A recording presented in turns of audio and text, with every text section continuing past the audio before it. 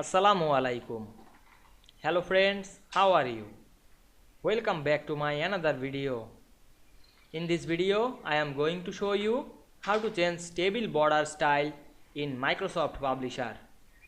Let's get started. Firstly, we have to open a Publisher document.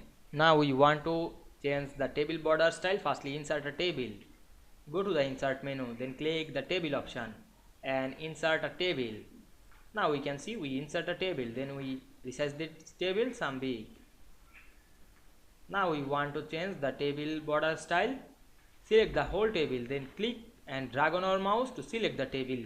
Then go to the table design menu. Then click the pen white and select 4pt. Then click line color option and choose any color. Now I select this red color. Then click the borders drop down menu and choose all borders. Then click outside of the table and we can see we change the table border style very easily.